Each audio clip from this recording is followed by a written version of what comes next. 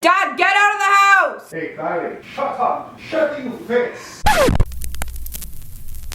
Hey guys, it's Kylie, and it's been so long since I actually sat down and filmed in front of my camera, sitting in my room, sitting in my setup. It's been about a month now, and it's because, oh my god, here's my lame excuse, but I've literally worked every single day except for the weekends. So once I get home, it's like getting dark outside, and I'm just like so tired. Anyways, today I'm going to be doing the other half of my drunk story time video. So the last one was the first time I got blackout drunk, and this one is going to be the second time I got blackout drunk and almost went to a hospital in Cuba. So I'm not sure if you guys know what S-Trip is, but S-Trip is like some thing that people go on, usually in grade 12 for their like grad going away thing or grad vacation. Our S-Trip came out to like $1,900, so basically 2,000 bucks just to go to Cuba. And if you don't go with S-Trip, you can go to Cuba for about 700, 800 bucks, sometimes 600, depends on what time of the year you go. So my best friend Megan and I thought it would just be better if we go by ourselves and maybe go to a resort that has S-Trip on it and just pay the 700, 800 bucks and save the grand. So we did that, and we ended up going to a resort that didn't have S-Trip, but our resort had no bracelets and the S-Trip resort had no bracelets either. So our resort was more of older people, I want to say. It wasn't that lit. So we decided to leave a resort with a French couple that we met. And this couple, well, I can't even say they were a couple, they were just weird. So they just met on the vacation, but they acted like boyfriend and girlfriend, and they were too afraid to tell each other that they liked each other. It was just really weird. I don't even remember what their names were, so I'm not even gonna say names, but we just went with this little French couple thing, whatever you want to call it. FWB, friends with benefits, whatever. So Megan and I decided to get drunk before we went, because when you go to clubs, you get lit before, right? And we got rum and coke. But the thing is, when we got our rum and cokes at this resort, they just looked at us and were like, we're gonna get these girls fucked. So it was literally this much rum and maybe this much coke just to add the color of the coke. It was just disgusting. So we had a few of those, and then we got into the cab with this French couple, or French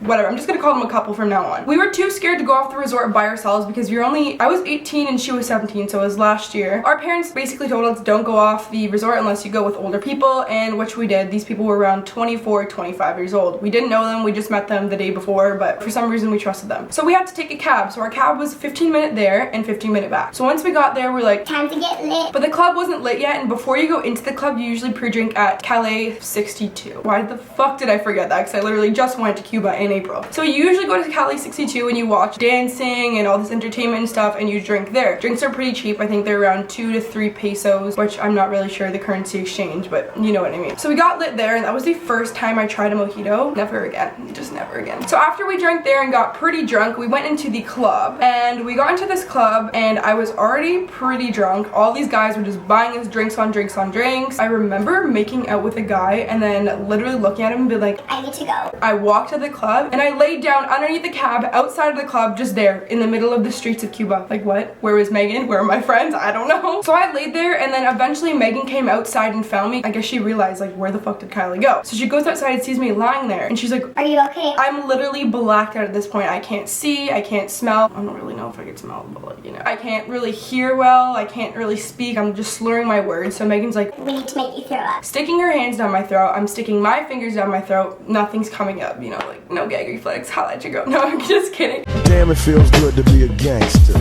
She goes and grabs the French people, and the French people come out and they're freaking out. They're like, oh my god, what is happening? Did you get medical insurance? Make sure you get the medical insurance, because anything that happens to you is covered. If not, it's gonna be fractions and fractions less of the price that it would be if you did not get the medical insurance. So you're saving your wallet and your parents big time. So I was going to have alcohol poisoning if I did not throw up. I was dying. It was probably just as bad as the Dominican experience, if not worse. So the French people and Megan decided it would be best to rip a tree branch down and shove it all the way down my throat into like my esophagus, down to my stomach until I throw up. So the French girl jumped on the French guy's back, ripped the tree branch down, and gave it to Megan, and Megan just shoved it down my throat. You know, like true friend here. Come on. Nasty ass tree branch with bugs all over it went down my throat. Shout out to you, girl. So she is shoving this thing down my throat.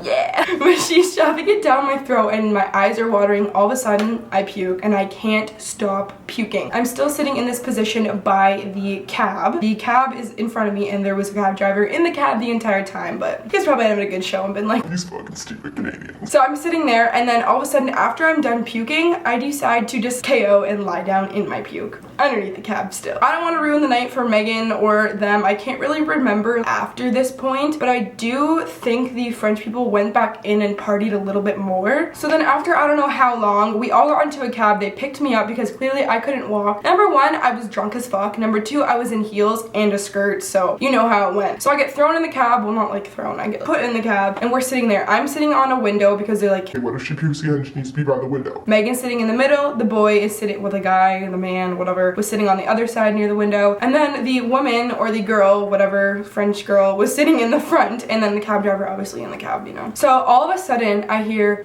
and it's not me. I'm like, thank God. It's Megan. Megan pukes all over this French guy's feet. And it's like, I don't even know. He was wearing these expensive shoes and God knows where they were from, God knows what. Because French, you know, they probably... So she pukes all over his shoes and he goes, You puke all over my feet. You puke all over my shoes. in his French accent, and I just started dying. I was so out of it. I don't know how I heard that and realized what was going on. I just remember the entire night I was calling him a gros cochon because that's all I know how to say in French, and that means fat pig.